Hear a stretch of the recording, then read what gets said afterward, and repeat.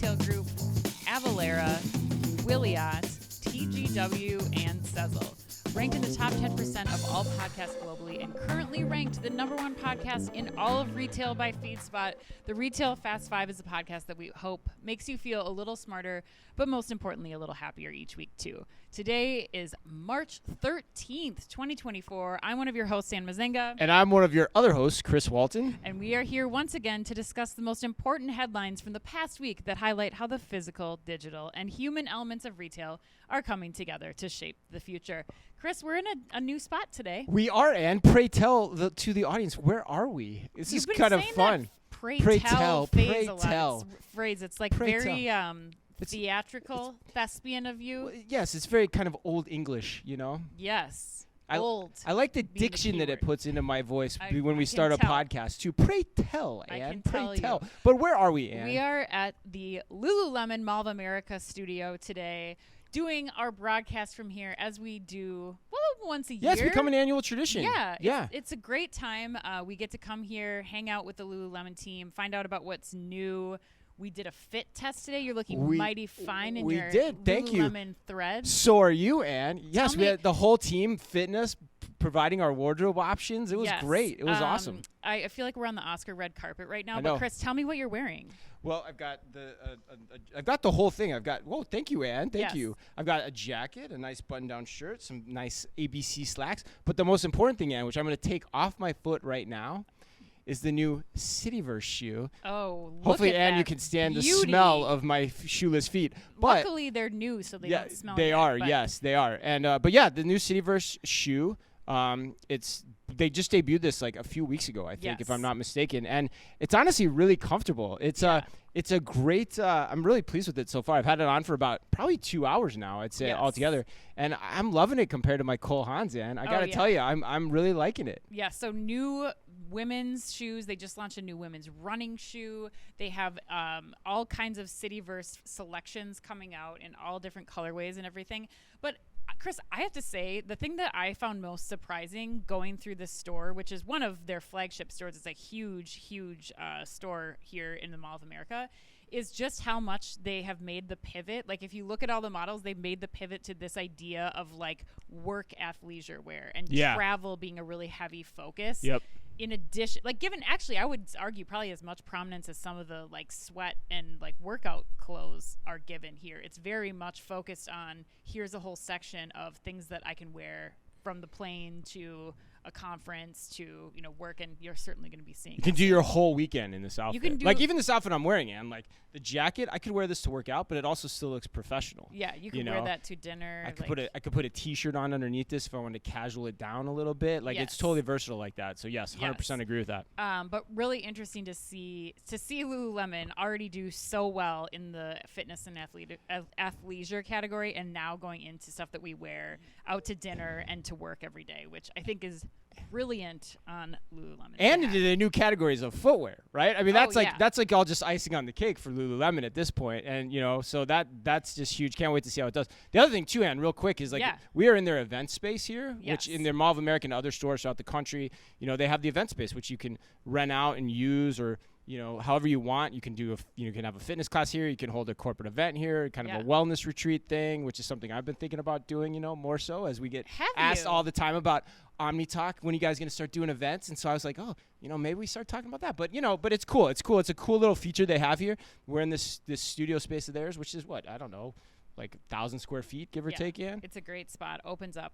We'll put the link to book this space in our show notes if that's of interest to our listeners. Yeah, for all you local fans out there. Yes, that sounds good. But, Chris, I think we need to get to the headlines. Get to the show. Yes. All right, Ann. Well, I know you're kind of a last-minute person, aren't you? You kind of no. You're not. You're not at all. No, you're not. You're not at all. I'm very prepared most of the time. So I like to plan in advance. So am I. But if you happen to be a listener, which I'm sure many of you are, if you're one of those people that waits till the last minute to buy your birthday gift, Shop Talk wants you to know that being a last-minute person is just fine. It's okay. It is okay, Ann. Procrastinators are welcome here too? It is okay. Okay. Yes. Okay. Shop Talk gets it. Maybe you're just too important and too busy that you couldn't have done it already. So, but all the most important people in retail are headed to Las Vegas this weekend. We're like 3 days away, Ann. And Shop Talk only, believe it or not, Shop Talk only has 50 tickets left. Seriously? 50 tickets left, Ann. 50. Oh, my God. Today is Wednesday. Shop Talk starts Sunday. So my unticketed friends, you still can catch your plane and make it to the show.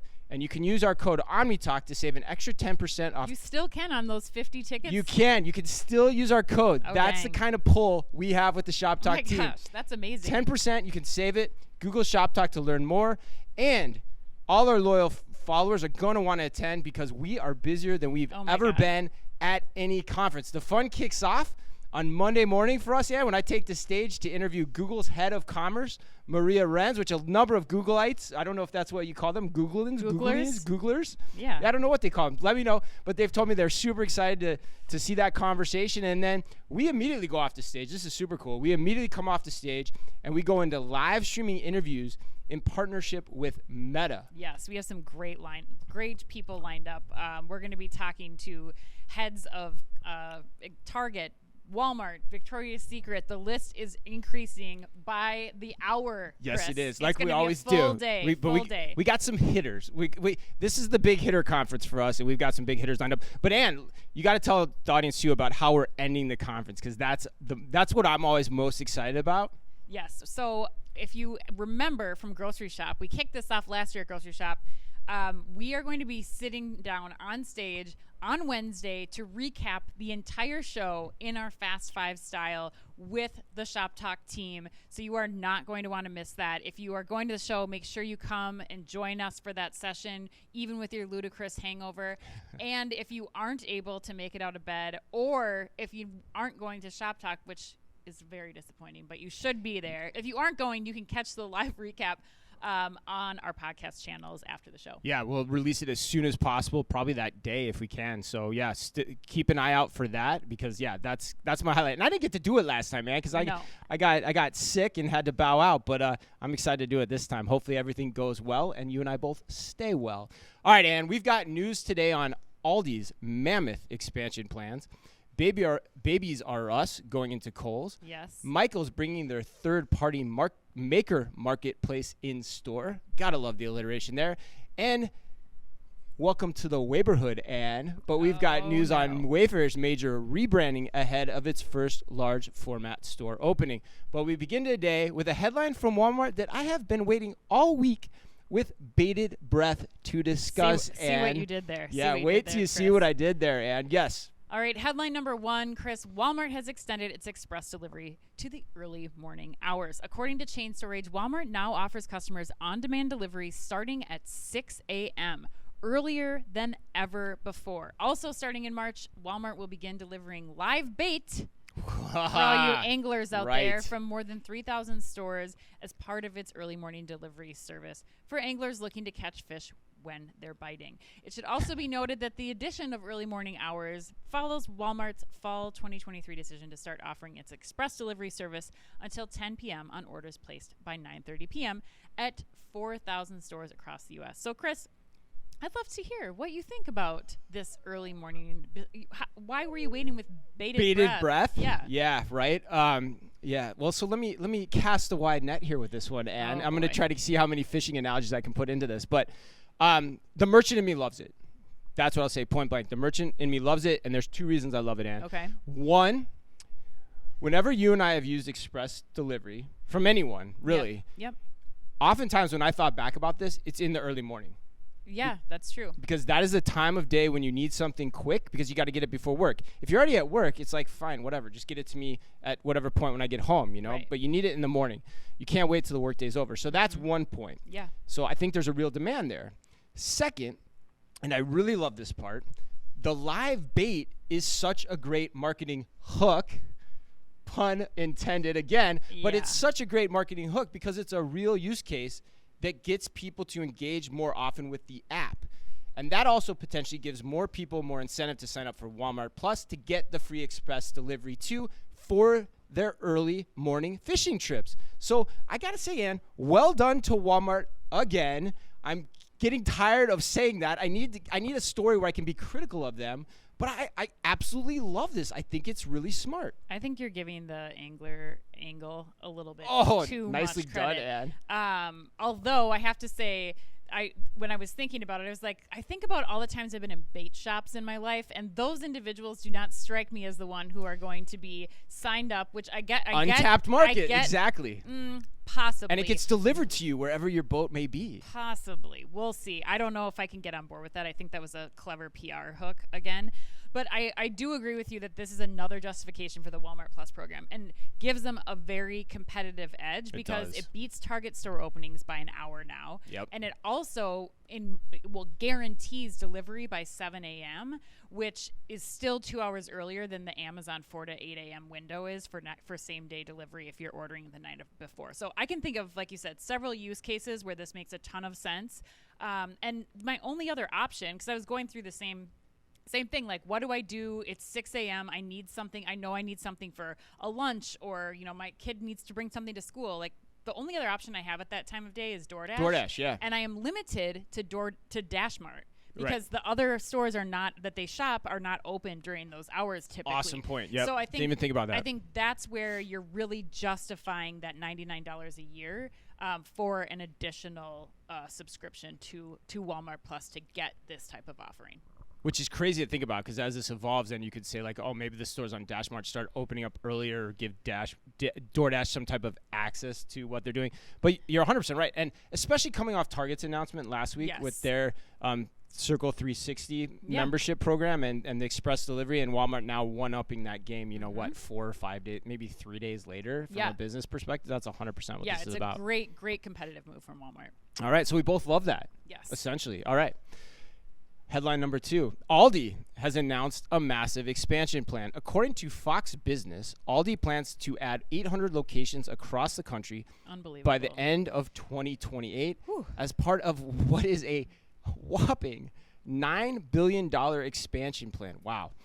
Quote, with up to 40% savings on groceries, new customers are inspired to try us out, and existing customers keep coming back. While price is important, we earn their loyalty by stocking our shelves with only the best products and offering a quicker, easier, and more enjoyable shopping experience, end quote, Aldi CEO Jason Hart said.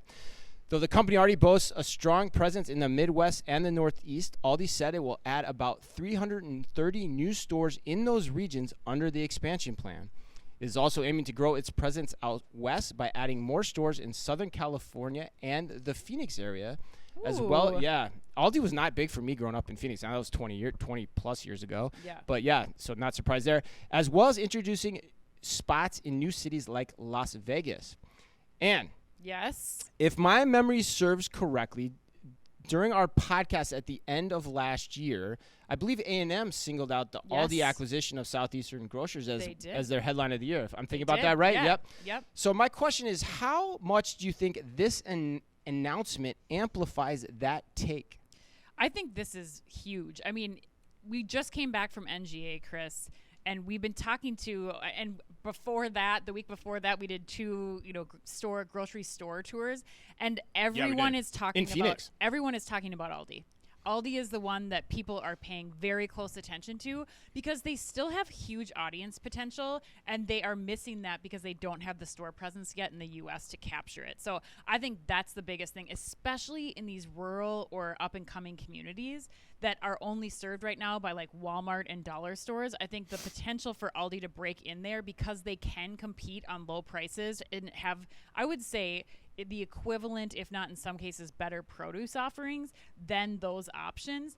Aldi could take a ton of share from those stores. So I think that's something to watch. Last thing too is they're opening that cashierless checkout store in Chicago. And so I think as you start to expand to these 800 stores, testing that in that one store could have the potential to roll out to support staffing for these 800 stores and potentially some of the other issues that you can come across when you're trying to build this amount of stores in such a short amount of time. But what are your thoughts here? I mean, are you feeling like you're hearing the same things from our conversations? Yeah, I don't have much to add on it, honestly. I mean, I think the point I would make is I think the expansion plan is going to work. Yeah. Like, I think, and it's going to work for one reason, which is what Jason Hart tried to downplay in his statement, but it's price.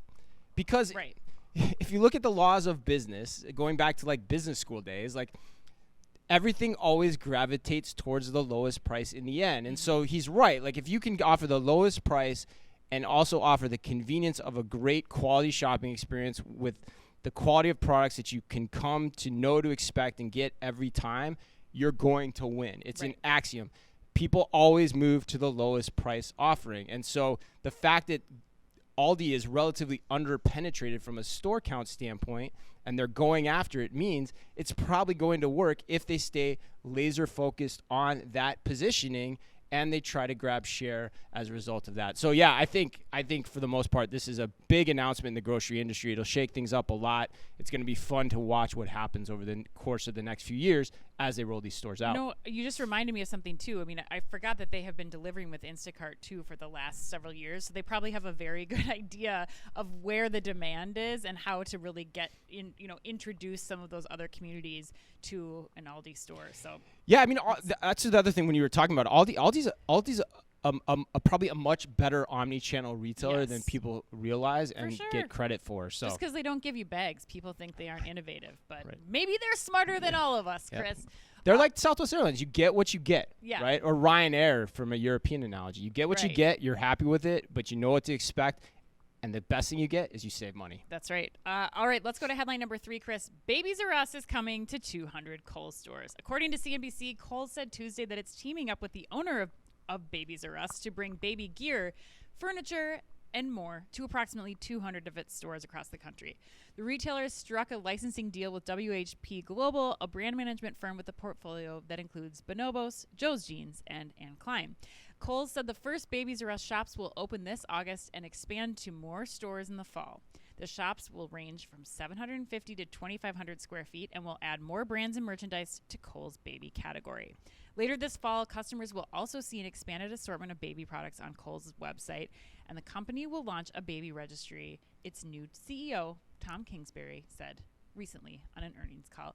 Chris, are you, I want to know, I'm curious what you think about this. Like, the baby merchant in you has got to be, like, bubbling with all kinds of ideas, I imagine. But where do you fall on this? Yeah, I've said on the show before, favorite job I ever had was running the baby department for Target. And, I've been very critical of Tom Kingsbury in the past. I think even calling him Burlington Tom. And in this case, Ann, yes, I'm going a different direction. Okay. I love this. I think it's proof that experience does matter in the role of an executive, right? Like I think, and that's something that I think in this digital age has been downplayed a lot, and especially with a lot of the ageism that goes on nowadays too, and certain other aspects. But experience does matter, and when it's especially when it's leveraged right. And in this case, Tom knows what the hell he's doing, because what I know from my background is, and you were when we were talking about this yesterday, you said the same thing. Is like Burlington has always had a great baby business. Yes, it's always had a strong baby business. And when I got into the department, I was like, really, Burlington? Wow, they do a baby, but they do. And so he knows that. Yeah. He knows that's an untapped opportunity for Kohl's, and he's found a partner in Babies R Us that immediately brings that cachet and that experience into the Kohl's environment. And the other thing I'll say is Baby's also a trip driver. It has been that for years for Target and Walmart, which is also what Kohl's desperately needs. Yes. When I step back from this, I'm kind of surprised that Macy's gave this up. I totally agree. I thought the same thing, because we had speculated when Toys R Us signed that deal with Macy's that this could be next. But yeah, I'm pretty surprised that we didn't see that move. We did, yeah. I was surprised. Given the Toys R Us relationship, I thought they'd go this natural route. So, way to go, Tom Kingsbury, to sneak in there and grab this. I have no idea what the financial parameters of the deal are, so you have to take that with a grain of salt. But smart move. I mean, it makes you more of a one-stop shop. It gets you into a category of business. And the registry side, from a digital standpoint, is also important because that'll help amplify things, because so much of the registry is done online now, too. So that's going to be a new angle for the business for Kohl's from an omnichannel perspective. Well, not just registry either. It's just the e-com business in general. I mean, so many younger parents who are seeking this type of product out are ordering, replenishing, are getting things like the feeding, like the gear, like all that stuff as their babies continue to grow, are ordering that online, which Tom Kingsbury said in that earnings call is really where they need to boost Kohl's sales, is their e-commerce business. So I agree with you. I think that should help drive people online and in store. Like I really think like when you compare this to Sephora and what Sephora has done for Kohl's, I think it's like it's going to have customers reacting in the same way. Like you cannot get Babies R Us anywhere else. There's no standalone Babies R Us, and more importantly, there shouldn't be. Like I think that's actually what I think is the smartest move of this, is that Kohl's is most valuable probably right now as a real estate provider, as a leasing provider. They have the space, they have categories that are not doing well, that are low performers, that could be wiped out of there to provide space for something like this for Babies R Us that can exist in an environment where it can be a one-stop shop versus an anchor on a giant strip center. Like this to me seems like a great place for all of these replenishment or ongoing recurring replenishment needs, from beauty to baby and now into home too, which I think will be the next category that they're going after. Yeah, it's an ideal partner in that sense too. Like it's got some cachet. The devil will be in the details though. That's the thing. You can't just put this in and expect. It's not the if you build it they will come strategy. Like baby takes care, like Sephora was. Yeah, it takes a little more care, a little more nurturing, because if you're in that store, you're looking to shop, you need some assistance there. Like it's not an easy thing to think through, and that's what Babies R Us. When you get back to the core of what it did well, you always knew you were going to get good service when you came in there as the first time mom to understand, or parents, I should say too. Yeah. But the first time parents coming into that store, you knew you were going to get the help and support that you needed. So. And it was a superstore too, so it's still a little bit different. Yeah. But you can definitely see the strategic angle he's taking, and he probably knows it's going to work based on the volume he saw at Burlington.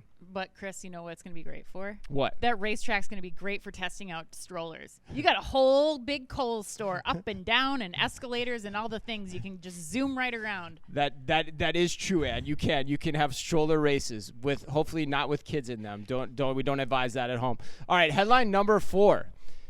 Michaels has begun piloting its third-party handmade digital marketplace in stores.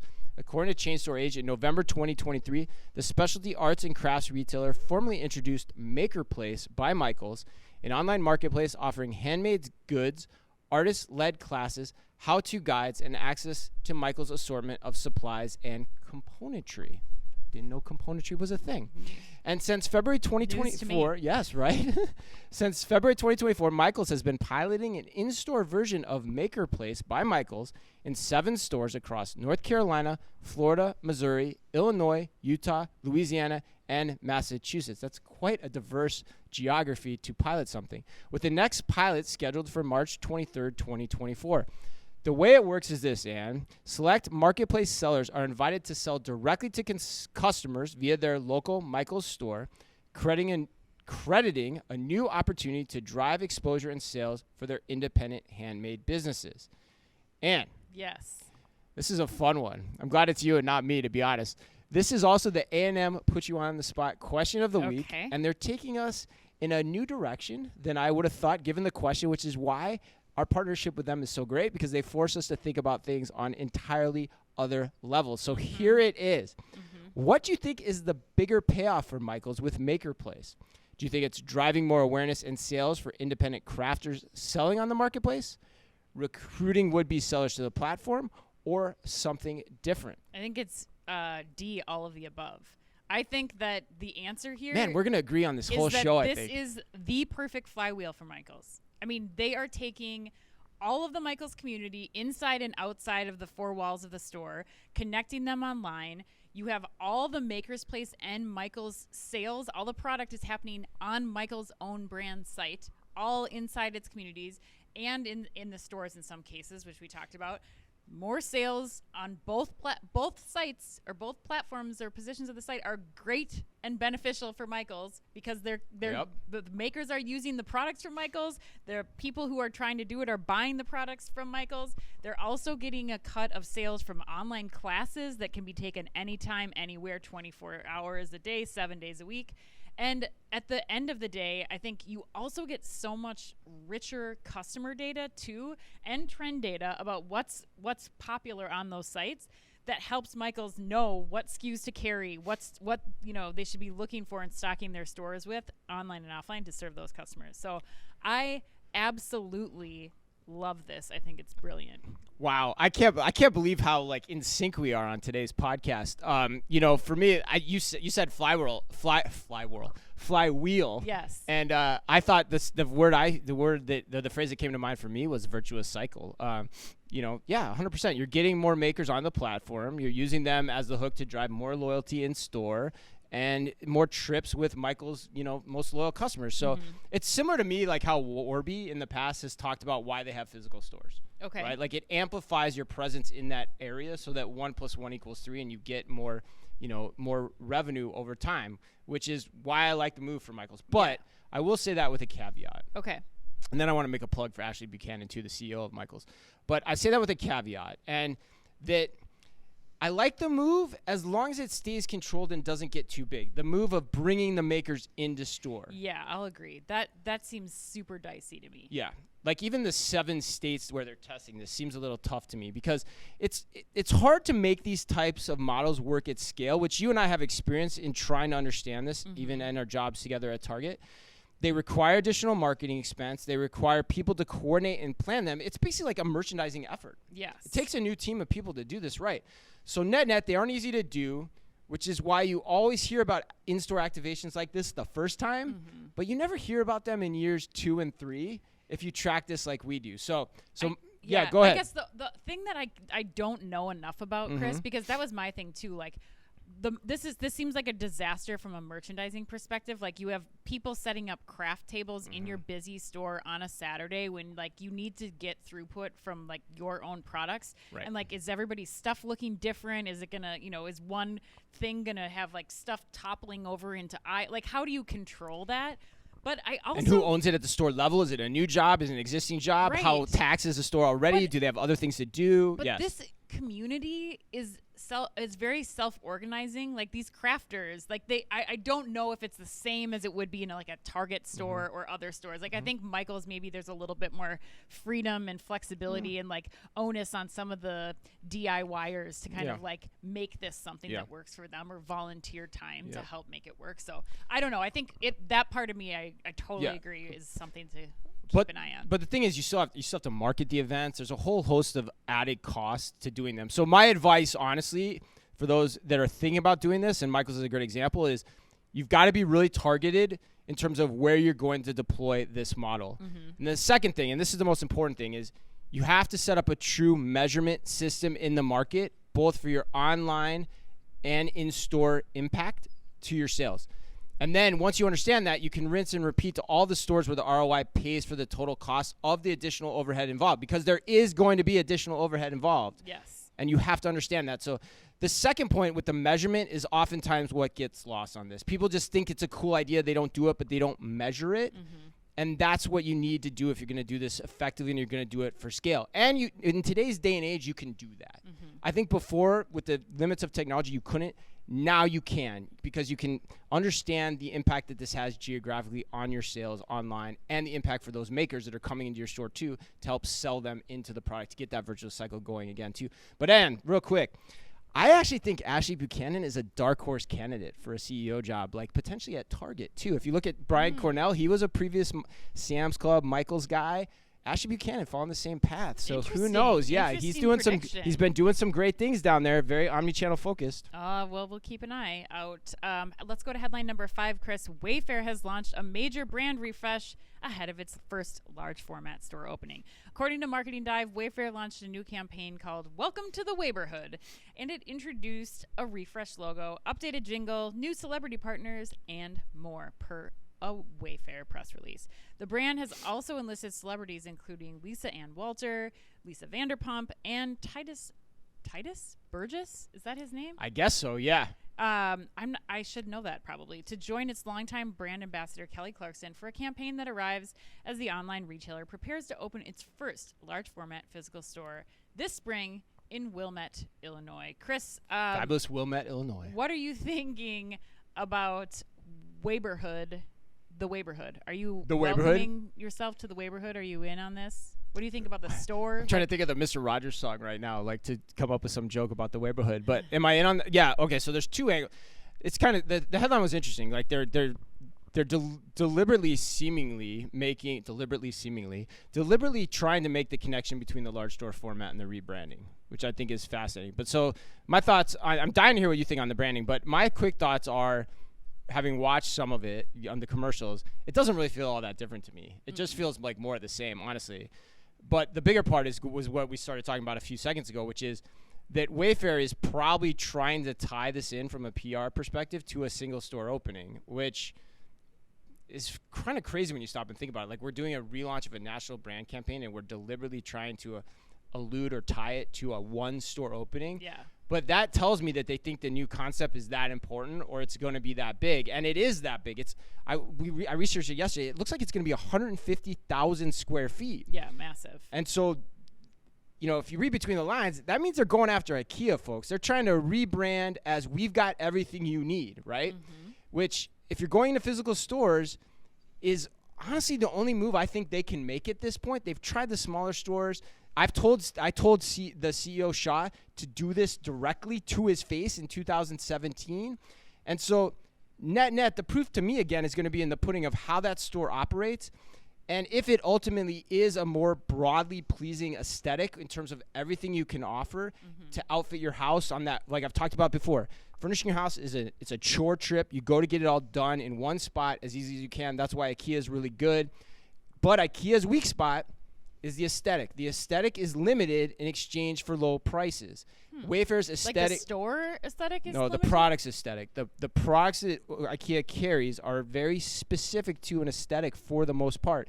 And so Wayfair carries a much more broader range of an assortment. But the key will be, how do they showcase that in the store? How do they enable people to shop it quickly? I'm guessing it'll be set up in a similar way to an IKEA, because Wayfair does mainly, box products for shipping, flat box products for shipping. So it'll be set up the same way as an IKEA. I'm guessing. I'm totally extrapolating, but seems logical. So that the key will be, how do they merchandise to those larger aesthetics, and how do they get people the product they want in the store or delivered to their house as easily, as efficiently as possible, which they're actually pretty good at doing for the most part. But what do you think? I mean, maybe hit the brand. What did you think of the branding, first of all? I didn't really have much to say about the branding other than I think they're pulling in these big celebrities because they still have an awareness problem. I think there's still a lot of people who don't know Wayfair, who don't feel comfortable shopping Wayfair because there aren't any stores. Like they aren't ready to invest, even if it's, even if it's just $600 on a dining room table. Like, when you don't understand the quality and you've shopped IKEA or other things and you've seen that level of quality, like, the idea that if I don't like it, I can't bring it back somewhere is like canceled out, done. I'm not doing that anymore. So I think that the celebrities make sense. It's bringing new awareness to the brand in general. But I thought the biggest thing in that article was that they are committing to this opening of the store this spring, and they're now putting branding and traffic behind it. So I'm hopeful that we don't continue to see that date push back now that they're actually driving people to it. And you didn't know that either, right? Like, that was kind of news to you. I had seen that a couple months ago. I guess I never talked to you about it, but yeah. I mean, they've been talking about it for a long time. They've been talking about it for a long time. I think, like, they were supposed to open one last fall. Like, all these things have been in the works at different parts of the country. So I think that to me was the real takeaway. And at the same time, I'm surprised that in this branding campaign, they haven't mentioned anything about the technology that they have too. Like, we didn't see anything in any of the campaigns about, like, that cool generative AI room finder that they have. Like, all these ways that they are working really hard to enable a customer who has never ordered from them online to feel comfortable and confident in the purchase. So I think that was a big miss too, if they're gonna, if they're running spots during the Oscars, which aren't cheap. Yeah, although I will say, there were, in some of the research I did last night, there were some allusions to, like, digital screens in the store, and I don't know how much that's conjecture by the journalist or being told to him or her by Wayfair. That's where I start to get really worried, because like you said, like, these are, if you're going to the stores, it's probably for the people that are less technically savvy in terms of how this all works. And so you start doing that kind of stuff where you have to get them acclimated to a new way to shop. We've seen that doesn't work. It doesn't work for Amazon with grocery. It's not going to work for you either, Wayfair. So I hope you're not doing that. I hope you're just showcasing the breadth of your assortment in a good way. I would, because I interviewed their CTO, Fiona. Yeah, I think they're going to too, and that's what scares the hell out of me. She mentioned that several times. Like, we're trying to take the online experience into the physical. And I'm totally with you. If that ends up with kiosks, like, we're all in trouble. And that could also be why, I mean, we're just speculating here, folks, but that could also be why the opening date has continued to push out, because you're trying to make this too technologically complicated of an experience. So I hope you're not doing that. You've got enough to play. I told this to him flat out, and at the time he kind of laughed in my face and said, there's no way we'll ever do that. Well, here they are now opening a bigger store. They can beat IKEA at IKEA's game in probably a smaller footprint too, if they just highlight the breadth of their assortment. They can compete on price pretty effectively with them too. And it just honestly hope at the end of the day makes their delivery costs lower too. Yeah. So there's enough to go on there. You don't have to trick this out. Yeah. All right, Chris, let's get to the lightning round. Question number 1. Chris, there's a new company, not new, but there's a company called Jukebox that allows you to now invest in a single song and get dividends based on how much the song is played. What song, if you had to choose one, old or new, would you invest in? Oh, man. Well, I've given a shout-out to him before on the show, but I'm giving a shout-out to my buddy, former Wayfair employee, actually, Oven Bonsalo again. But it would be Save Tonight, Ann. That's my college song. Ugh. I feel like that song is just waiting for a flick or a TV show to give it new life and give it the just due it deserves. Similar to like Stranger Things. Stranger Things have happened. Running Up the Hill, right? Whatever that song is. I was thinking of the Barbie movie Push. Like, when was Matchbox 20's Push ever going to come up again in cultural relevance in 2024? Yeah. So right. That's a good one too. Yeah. All right. So Airbnb, this one kind of creeped me out, Ann. Airbnb has banned hosts from putting any indoor cameras inside of their rentals. Does this decree make you more likely, less likely, or about as likely to want to use Airbnb? Well, I'm the worst person to ask for this because I do house swaps, and there's 0 rules on what you need to do with cameras for house swaps. So I can only imagine what footage people may or may not have. But I think had you ever thought about this before? Yes. That like there's cameras, there could easily be cameras in my Airbnb, and I would never know it. Yeah, but I never thought about that really? ever. Yeah, I never thought about it. What are you gonna do? I don't know. I'm just like, oh well. Go to a hotel where that stuff is hopefully more closely monitored. I don't know. I just feel like. Proceed at your own risk. If you want to see this, you want to see this. I'm sorry, you're going to be disappointed. Quote of the year. All right, hopefully people have stuck around this long. All right, Chris, the Oscars took place last weekend with Oppenheimer winning Best Picture. If you could go back and re-award one of the Best Picture nominees from the past, which film would you give that award to? Oh man, this one for film buffs is easy. It's 100% Brokeback Mountain when Crash won. Yeah, I think everyone would say that. Because Crash is just not that great of a movie, and Brokeback Mountain was an incredible movie. I gotta watch that again. With incredible acting performances, incredible direction by Ang Lee, just a stellar movie. And where Crash is just kind of hit on some zeitgeist of the moment, and that was it. No one's ever watching Crash again. I mean, I've never watched this second. I'm gonna watch both again. But I'll I've watched report back. Yeah, and I report back. I would guarantee you'll feel the same way. Okay. At least that's how most people would feel. All right, last one. Princess Kate caused quite the kerfuffle this week after being nabbed for doctoring a photo with her and her kids. What is one picture from your past that you wish you could doctor? Oh, God, I want to pick a whole era. Is that possible? Yeah, you can pick a whole era. Which era? What was your least favorite photographic era? I would say from senior year of high school through college. Oh, really? I just need a filter that makes me look less orange. Okay. There was so much tanning fake happening. baking. Oh my God, all the pictures of us that it was just like, what are these orange alien Oompa Loompa people running around doing? Like, we thought that looked good. That was big in Minnesota, particularly. God. Yeah, it was big in awful. Minnesota. It was awful. Yeah. So I doctor all those photos. Yeah. So not the teenage dirtbag years, but the post high school years. No, I think teenage dirtbag was still appropriate. Like we were still that's just like the era that it was. Coming of age. I think the orange was really bad.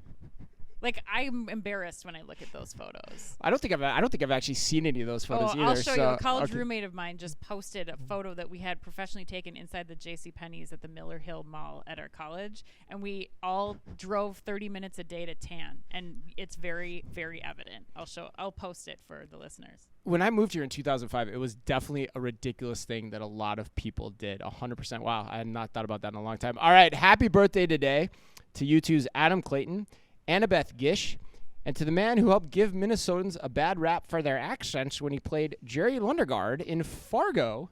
That was my attempt at a Minnesota accent, which I don't really have to do one because I probably have one already. The still underappreciated William H. Macy. And remember, if you can only read or listen to one retail blog in the business, make it Omni Talk, the only retail media outlet run by 2 former executives from a current top 10 U.S. retailer. Our Fast 5 podcast is the quickest, fastest rundown of all the week's top news. And our daily newsletter, the Retail Daily Minute, tells you all you need to know each day to stay on top of your game as a retail executive, and also features special content that is exclusive to us and that Ann and I take pride in doing just for you. And did you know that the most recent episode of the Retail Daily Minute broke into Apple's top 20 podcasts? Oh, dang. Yes.